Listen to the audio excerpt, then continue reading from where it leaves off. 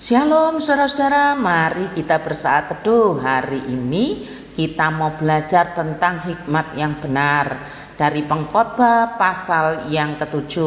Saya akan bacakan ayat pertama sampai ayat 11. Pengkhotbah 7 ayat pertama sampai 11. Nama yang harum lebih baik daripada minyak yang mahal, dan hari kematian lebih baik daripada hari kelahiran. Pergi ke rumah duka lebih baik daripada pergi ke rumah pesta, karena di rumah dukalah kesudahan setiap manusia.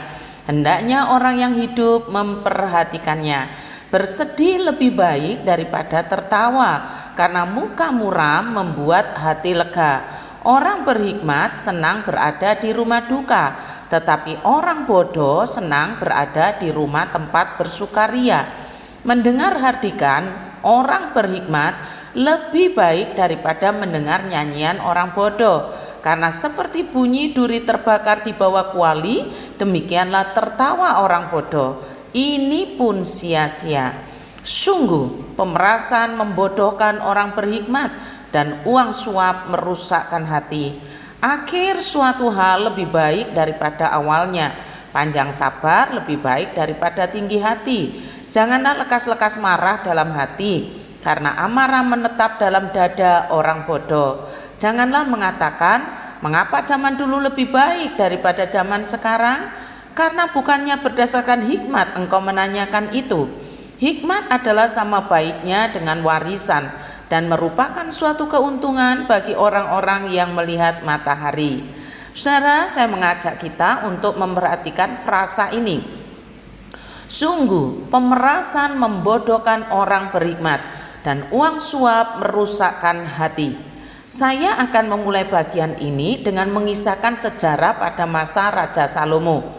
Pada zaman dulu sekali, Tuhan memakai 3 jabatan ini untuk menggembalakan umatnya, yaitu raja, imam, dan nabi. Semua umat Allah, yakni bangsa Israel, sebelum pecah menjadi 2 kerajaan, kerajaan selatan ibu kotanya Yerusalem, dan kerajaan utara ibu kotanya Samaria. Jadi sebelum pecahnya kerajaan itu, semua umat atau bangsa Israel pasti mengenal siapa rajanya, siapa saja nabi-nabinya, siapa saja imamnya. Tetapi untuk golongan bangsawan dan anggota kerajaan masih ada 1 jabatan lagi, 1 sosok yang sangat berpengaruh dalam hidup mereka, yaitu sekelompok orang yang disebut dengan guru-guru kebijaksanaan.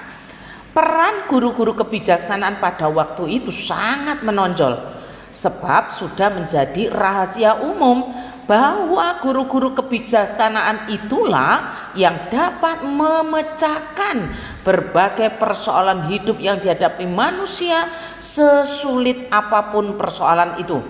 Sekali lagi, sesulit apapun persoalan hidup manusia, bahkan raja dan bangsawan, di tangan guru-guru bijaksana ini selalu ditemukan jalan keluarnya. Karena itu di setiap kerajaan atau kaum bangsawan selalu ada sosok dari guru-guru bijaksana ini. Selain memecahkan rumitnya persoalan hidup, guru-guru kebijaksanaan ini juga mengajarkan ilmunya kepada anak-anak raja dan keturunannya yang kemudian. Salomo adalah salah satu raja Israel yang punya hikmat luar biasa, tak tertandingi pada zamannya. Raja Salomo pasti mempunyai guru-guru dari kaum bijaksana ini yang selalu ada di dekatnya. Nah saudara, kitab Pengkhotbah ini kan ditulis pada masa Raja Salomo di saat tuanya dan tahun-tahun terakhir dalam hidupnya. Jadi ia sudah berpengalaman dengan para guru bijaksana itu. Ternyata Raja Salomo sempat menemukan bahwa di antara guru-guru bijaksana yang begitu ia kagumi dan begitu ia hormati, entah berapa orang jumlahnya, tidak ada keterangan yang bisa diambil. Ternyata guru-guru bijaksana yang mengajarkan tentang kebijaksanaan dalam hidup itu ditemukan korupsi atau menerima suap. Gimana yuk kalau kita berjumpa dengan kasus yang serupa? Kesel banget bukan? Mungkin juga marah. Begini dituliskan, sungguh pemerasan membodohkan orang berhikmat, dan uang suap merusakkan hati. Orang berhikmat itu kan orang arif. Diterjemahkan, Jika orang arif menipu, bodohlah tindakannya. Jika orang menerima uang suap, rusaklah wataknya. Guru-guru kebijaksanaan yang mengajarkan hikmat kebijaksanaan, tetapi akhirnya menerima suap juga, korupsi juga. Guru-guru kebijaksanaan tapi perbuatannya tidak bijaksana. Guru-guru kebijaksanaan yang selama ini dipandang sebagai orang yang dapat memecahkan masalah-masalah hidup yang rumit dengan kebijaksanaannya, ternyata perbuatannya tidak bijaksana, yaitu korupsi dan menerima suap. Jadi jika kita berada dalam situasi demikian, apa yang kita perbuat? Mungkin saja kita kecewa pada orang tersebut, itu benar. Mungkin juga marah. Tapi apakah kecewa, marah menyelesaikan pokok persoalan kita? Tentu tidak, bukan? Firman Tuhan hari ini mengajarkan kepada kita bahwa hikmat yang lebih baik adalah memiliki kesabaran. Ditulis di ayat 8. Akhir suatu hal lebih baik daripada awalnya, panjang sabar lebih baik daripada tinggi hati.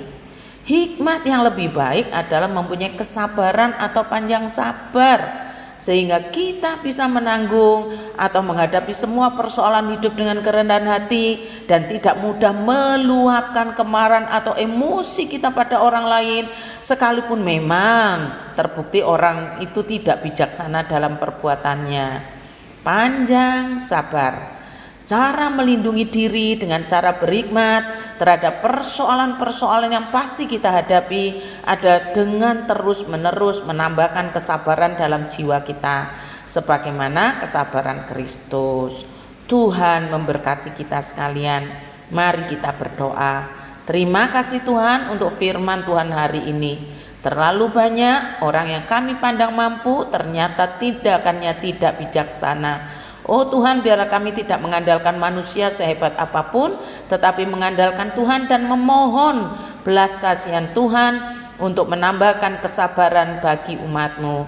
Pendeta Yafet sekeluarga yang cuti, Tuhan kiranya Engkau memberkati retret sekolah minggu tanggal 17 sampai 18 Februari, renang bersama Komisi Remaja 18 Februari, usia bahagia pada hari Kamis 16 Februari yang merayakan Imlek di Rogo Jampi, retret guru nasional Sekolah Kristen Aletheia 15 sampai 17 Februari, bahkan sampai kegiatan Prapaskah dan doa puasa. Tuhan, tolong kami supaya hidup kami mengandalkan Tuhan dan belas kasihan Tuhan, dan Tuhan tambahkan kesabaran. Terima kasih Bapa, berkati mereka semua yang berjuang untuk pelayanan pekerjaan Tuhan agar Engkau dimuliakan. Dalam nama Tuhan Yesus saya berdoa, amin.